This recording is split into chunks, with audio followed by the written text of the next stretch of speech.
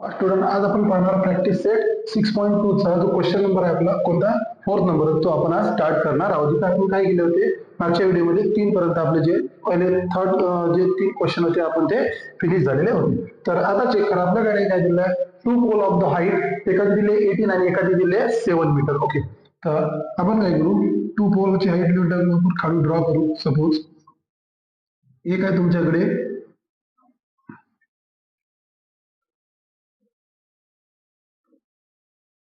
Okay आता check करू एक किती आहे एक पोल आहे 7 मीटर.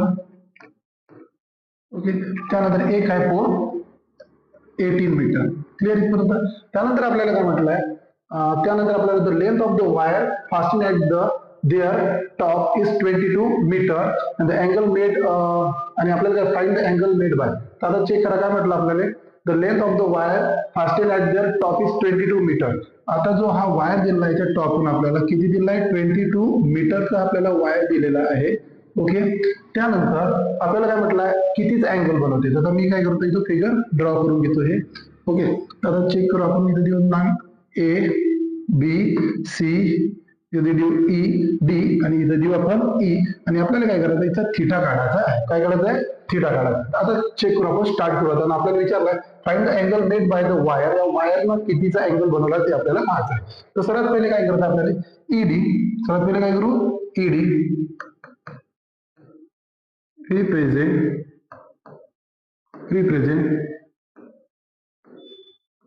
height of कोणती बिल्डिंग आहे 2 बिल्डिंग. फर्स्ट बिल्डिंग घेऊ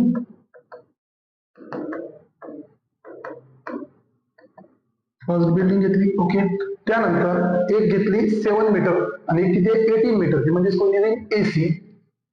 तर एसी काय करत आहे represent the height of second building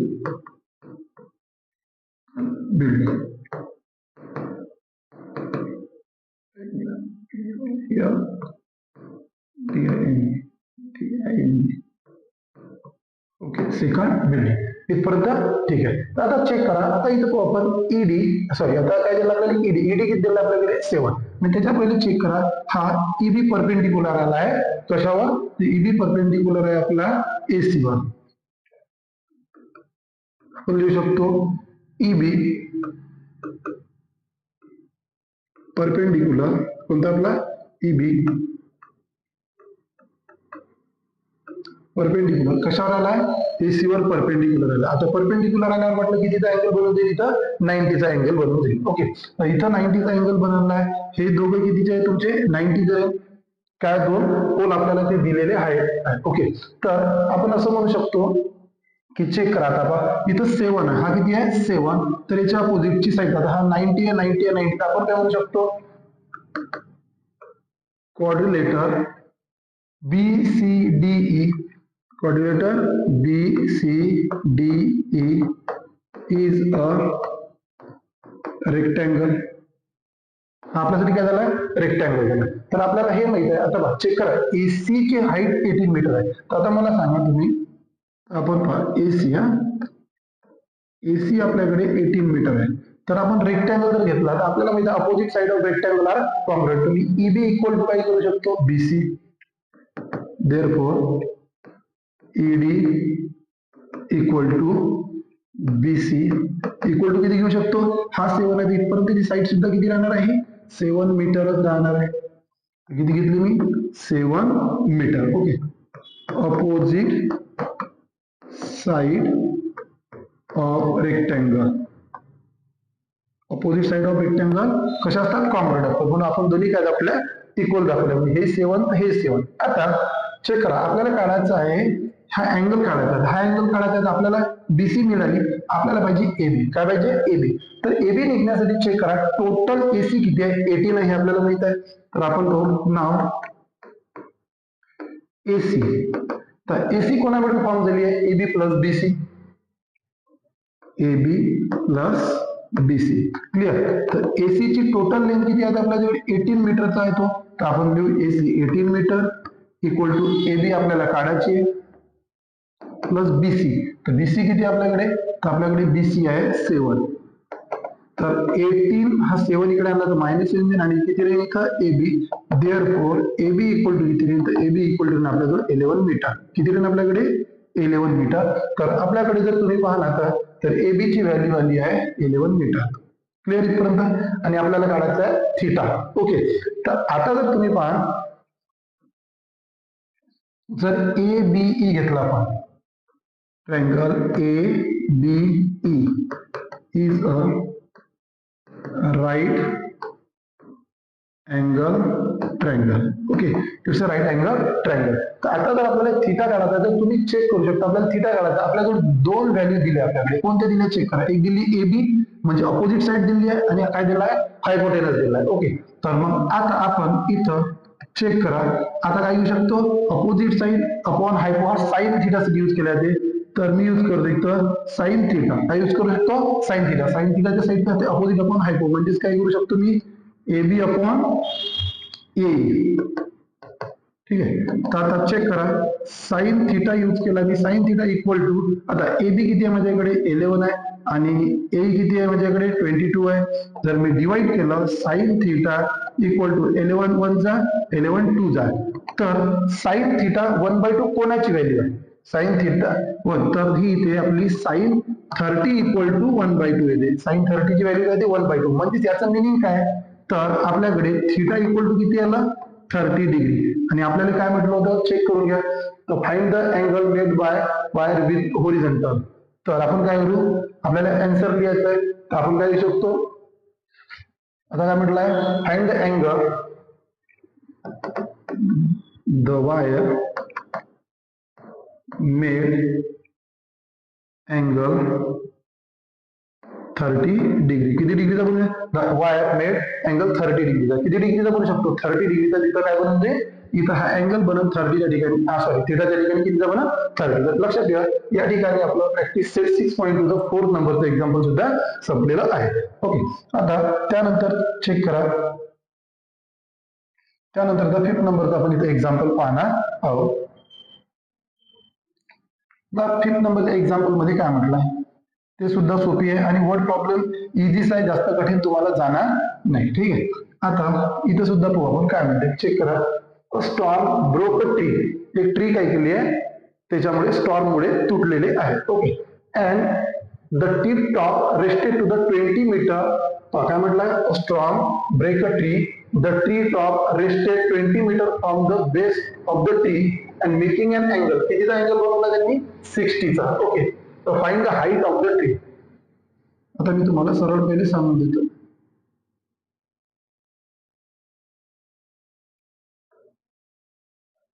हा टॉप झाला, हा काय झाला टॉप. इथं घेतलं ए, इथं घेतलं बी, इथं घेतलं सी आणि इथं घेतलं डी. यांचं मिनिंग काय पहा, स्ट्रॉंग ब्रेक द ट्री. आता आपण समजू की या बी पॉइंटून काय झालेलं आहे, काय झालं बी पॉइंटून, बी पॉइंटून तो जो ते झाड जे आहे ट्री, ते काय झालं ब्रेक झालं. जेवढी हाईट होती त्याची इकडून ते कोणत्या पॉइंटवर आली, डी. म्हणजे आपण असं धरू की ए बी आणि बी डी हे कसे रे, सेम लेंथचे. ओके. त्यानंतर पहा, the tree rested 20 metre from the base. म्हणजे ज्या ठिकाणी हे झाड असं येऊन पडलं, हे झाड काय झालं या ठिकाणी पडलं, तर इथून तर इथपर्यंत जे डिस्टन्स आहे आपल्याकडे आहे 20 मीटर. किती मीटर आहे, 20 मीटर. ओके. आता हे आपलं झालं झाड आहे बेटा. इथून हे झाड होतं आपलं आणि झाड येऊन पडलं इकडे. म्हणजे इथून तुटल्यानंतर हा एवढा जो पार्ट होता इक्वल या पार्टशी रिलेटेड येऊन जाईल. ठीक आहे. आणि आपल्याला काय विचारलं, आपल्याला विचारलं हा त्यानंतर पहा कितीचा अँगल बनवला, 60 डिग्रीचा. कितीचा अँगल बनवला, 60 डिग्रीचा अँगल सुद्धा बनलेला आहे. क्लिअर. त्यानंतर आता find the height of the tree. म्हणजे आपल्याला बीसी आणि आपल्याला पाहिजे एबी, बीसी आणि एबी. आता ते सुद्धा इझी वेनं आपण इथं पाहणार आहोत, नो प्रॉब्लेम. तर चेक करा. सर्वात पहिले आधी काय घेऊ आपण, सर्वात पहिले घेऊ आपण कोणता, बीडी. बीडी represent the broken part of tree. बीडी काय करते, broken part of the tree. ठीक आहे. त्यानंतर सीडी काय रिप्रेझेंट करते, distance between the distance between the कोणता तर tip of the tree and कोणता तुमचं जे प्लांट. ओके, त्यानंतर हे सुद्धा दाखवू शकतो आपण, हे दाखवलं होतं पॉइंट सी पॉइंट बी, कोणता आहे point B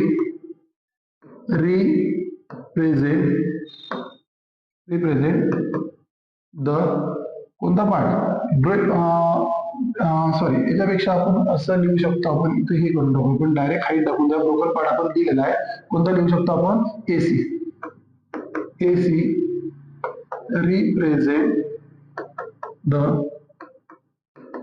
total height of the tree काय दाखवली आहे, टोटल हाईट आपल्याला इथं दाखवली आहे कशाने, एसी ने. ओके, आणि कुठून कोणत्या पार्टवरून बी पासून तो तुटलेला आहे, आणि ह्या झाडाचा टोक ज्या ठिकाणी झाड पडलं आणि हा पॉइंट म्हणजे झाडाचं आपण त्याला म्हणतो बॉटमचा पार्ट, याच्यामधलं डिस्टन्स आहे. ठीक आहे, तर आता चेक करा, आपल्याला दोन गोष्टी पाहिजे, आपल्याला पाहिजे याचा डायगोनल क्लिअर आणि आपल्याला पाहिजे ही साईड. ओके, तर आता चेक करा, पडल्यानंतर हा झाड खाली पडलं, काय पडलाय झाडी खाली पडलं, कितीचा अँगल बनला 60चा अँगल बनला, कितीचा अँगल बनला 60चा.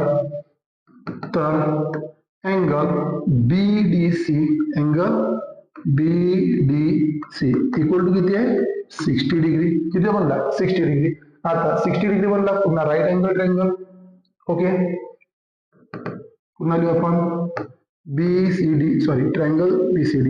triangle BCD is an right angle triangle. Okay, आता चेक करा, आता आपल्याला पाहिजे कोणती पाहिजे, सर्वात पहिले आपण काढू BC. सर्वात पहिले काय काढू आपण BC. आता व्हॅल्यू कशाची आपल्याकडे चेक करा, व्हॅल्यू आपल्याकडे एकच आहे CD ची. तर पहा, ही व्हॅल्यू आपल्याला काढायची आहे आणि ही व्हॅल्यू आपल्याला दिली आहे, आणि इथं साइन किती आहे, थिटाची व्हॅल्यू दिली आहे आपल्याकडे 60. तर म्हणजे ही झाली अपोजिट आणि ही झाली ऍडजस्टंट, म्हणजे इथं आपण काय वापरू शकतो टॅन थिटा वापरू शकतो. तर आपण काय करू, टॅन थिटा इक्वल टू तर टॅनच्या साईड काय असतात अपोजिट अपॉन ऍडजस्टंट, म्हणजेच BC अपॉन CD. क्लिअर. आता टॅन किती दिला आपल्याला, इथं दिलेला आहे टॅन 60 इक्वल टू BC आपल्याला काढायची आणि CD आपल्याला किती दिले 20, आणि टॅन 60 जर व्हॅल्यू आपण पाहिली तर ट्रिग्नोमेट्री रेशियो टेबल नुसार आपल्याला काय भेटते √3 equal to BC upon 20. Okay, आता जर मी इथं मल्टिप्लाय केला तर BC ची व्हॅल्यू काय मिळेल आपल्याला, BC ची व्हॅल्यू मिळेल 20 √3, हाला डिवाइड त्याला काय जाईल मल्टिप्लाय, म्हणजे आपल्याला कशाची व्हॅल्यू भेटली BC ची व्हॅल्यू मिळाली. कशाची व्हॅल्यू मिळाली BC ची. ओके, तर BC ची व्हॅल्यू मिळाली 20 √3, आणि कशामध्ये युनिट काय, युनिट खूप मस्त असते लिहायचं, तर किती राहिलं मीटर. क्लिअर इथपर्यंत. त्यानंतर चेक करा, त्यानंतर आपल्याला काढायचं आहे BD. काय काढायचं आहे BD. ओके, तर आता BD जर पाहाल तुम्ही, BD जर काढायचं असाल तर आपल्याजवळ व्हॅल्यू, आपल्याजवळ अँगल आहे. ओके, साईड दिलेली आहे, आणि आपल्याजवळ काय पाहिजे आपल्याला BD ची व्हॅल्यू पाहिजे. तर मी इथं काय वापरतो, टॅन थिटा वापरला होता, तर मी इथे यूज करू शकतो कॉस थिटा. काय म्हणतो कॉस थिटा, आणि कॉस थिटाच्या साईड काय असते ऍडजस्टंट अपॉन हायपो. हायपो काय झाला BD, ऍडजस्टंट म्हणजेच कोणती झाली BC, सॉरी ऍडजस्टंट झाली आपल्याजवळ CD, आणि हायपो काय झाला आपल्याकडे BD.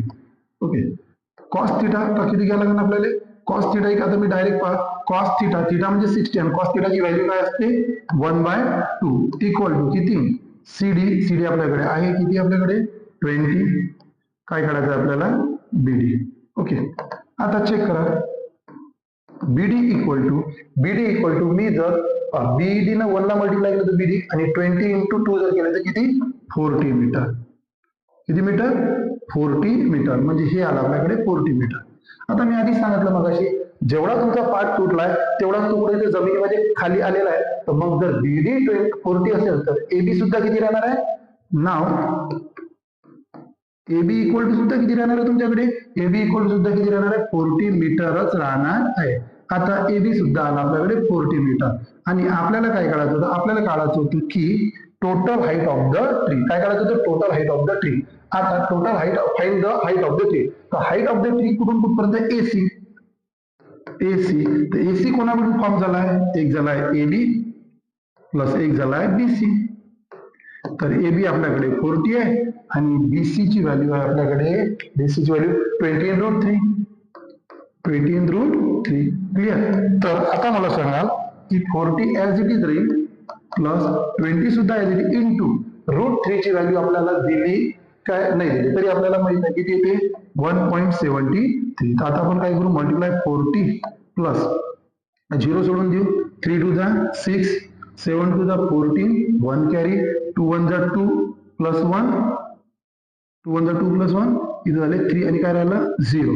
ओके, तर आता 2 डिजिट नंतर पॉईंट. जर आता आपण याची ऍडिशन केली तर आपली ऍडिशन किती होते, इथं झाले 40 प्लस 34 74.60 मीटर. म्हणजेच आपण आता इथं काय लिहू शकतो, आपण लिहू शकतो height of the tree is, इथं लिहून टाकतो मी तुमच्यासाठी दिसलं पाहिजे, वर्ड मध्ये आन्सर लिहिणं आवश्यक आहे. Height of the tree is किती आला आपला 74.60 मीटर. हे झालं आपलं फायनल आन्सर. म्हणजे या ठिकाणी आपलं 6.2 मधलं कोणतं एक्झाम्पल झालंय, 5th नंबरचं सुद्धा एक्झाम्पल संपलेलं आहे. Clear student. आता यानंतर आपण राहणार आहे लास्ट यामधलं आणि या ठिकाणी आपली काय आहे पूर्ण एक्झरसाइज इथं संपून जाईल. तर तुम्ही तर या एक्झरसाइजला स्टेप बाय स्टेप जर फॉलो केलं तर तुम्हाला एकही एक्झाम्पल कठीण जाणार नाही. आणि विषय असा की या एक जे तुम्हाला ट्रिग्नोमेट्रीचे चॅप्टर दिले आपल्याला वर्ड प्रॉब्लेम एखादं एक्झाम्पल तुम्हाला एक्झाम मध्ये विचारल्या जाते, तर त्यावेळेस थोडं लक्ष द्या. त्यानंतर शेवटचा क्वेश्चन दिलाय, चेक करा आपल्याला काय म्हटलंय, the kite is flying at the height of the 60 metre. आता मी तुम्हाला एक फिगर बनवून देतो आधी. आता जमीन लेवल पासून 60 मीटर वर काय उडत आहे, एक आपली काइट उडत आहे. ते झाली 60 मीटर. इथं घेतला ए बी सी. क्लिअर इथपर्यंत. त्यानंतर the string attach to the kite, बरोबर आहे. आता एक एक्झाम्पल, या इथंपर्यंत उडत आहे, फक्त मी एक काढत आहे, इथं एक पतंग आपण अशी टाईपची काढून घेऊ आणि इथं काय जॉईन झाला, स्ट्रिंग झाला, इथंच जॉईन झाला आणि इथून तर इथपर्यंत स्ट्रिंग आहे पूर्ण आपला. तर the string attach to the kite is tied at the ground. या पतंग पासून तर आपला इथपर्यंत पूर्णतः काय झाली आहे, एक स्ट्रिंग इथं धारा जोडलेला आहे आणि इट मेक अँगल 60. आणि अँगल कितीचा बनवत आहे, म्हणजे थिटा इक्वल टू किती झाला आपल्याकडे 60. अजून जर स्ट्रिंग इज स्ट्रेट, स्ट्रिंग लक्षात येतं स्ट्रेट आहे म्हणजे तो अँगल बनवला जातो. Find the length of the string, म्हणजे आपल्याला इथून तर इथपर्यंत स्ट्रिंग काढायची आहे. म्हणजेच चेक करा, इथं थिटा आहे, अपोजिट साइड आहे, म्हणजेच आपल्याला हायपोटेनस इथं काढायचं आहे, म्हणजेच साइन आपण तिथं यूज करू शकतो. कशाचा, साइन थिटा यूज करू शकतो. ठीक आहे.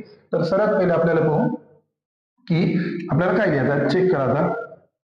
सर्वात पहिले आपण लिहिणार आहोत AB represent the height of kite from the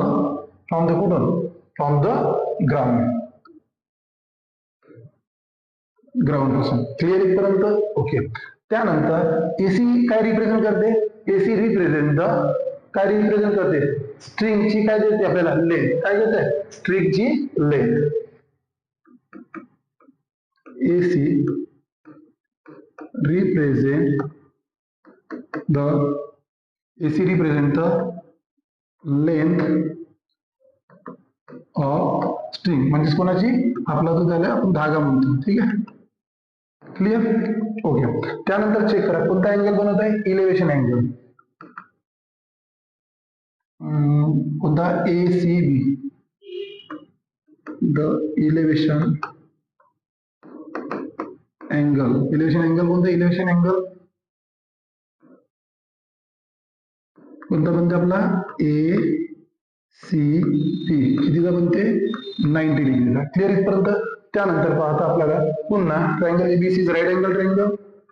triangle ABC is अन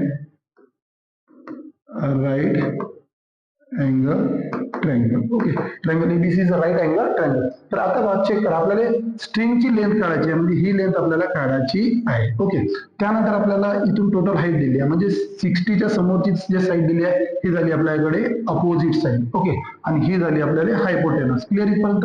तर आपण इथं कोणाच्या साईड यूज करू शकतो? साईनच्या. तर sine theta equal to opposite upon hypotenuse. Opposite कोणती झाली आपल्याकडे स्टुडंट? AB, आणि हायपोटेनस कोणती झाली आपल्याकडे? AC. कितीचा अँगल बनवला आहे? साइन 60. कितीचा आहे? 60. आणि AB ची किती व्हॅल्यू आपल्याकडे? AB ची आपल्याकडे 60 आणि AC आपल्याला काढायचा आहे. क्लिअर? आता सर्वात पहिले चेक करा, साइन 60 ची ट्रिग्नोमेट्री रेशिओ टेबल नुसार व्हॅल्यू किती येते, तर त्याची आपल्याला माहित असणे आवश्यक आहे. तुम्हाला मी टेबल सुद्धा कसा बनवायचा ते तुम्हाला सांगितले, तो टेबल तुम्ही एक्झामच्या पहिले बनवू शकता. तर तिथून तुमचं लिहिता येईल किती? In root 3/2. इकडे किती राहील आपल्याकडे? 60 अपॉन AC. आता आपण काय करू? क्रॉस मल्टिप्लाय करायचा. काय करायचं आता? क्रॉस मल्टिप्लाय केला तर काय येईल आपल्याकडे root 3 into AC equal to किती ना आपल्याकडे? 120. आता हे रूट 3 मल्टिप्लाय इकडे येईल तर काय येईल आपल्याकडे? डिवाइड, म्हणजे AC equal to 120 divided by 3. 120 divide by in root 3. तर AC इक्वल टू, चेक करा, मी याच्या आधीच्या एक्झाम्पल मध्ये सुद्धा सांगितलंय तुम्हाला, जर डिनॉमिनेटरला किती आहे? रूट 3 आपल्याकडे, तर आपण ज्या वेळेस 120 अपॉन इन रूट 3, तर न्यूमरेटर आणि डिनॉमिनेटर दोघायला आपण कशाने मल्टिप्लाय केला? इन रूट 3 ना. तर आपण त्याला म्हणतो द रॅशनलायझेशन डिनॉमिनेटर.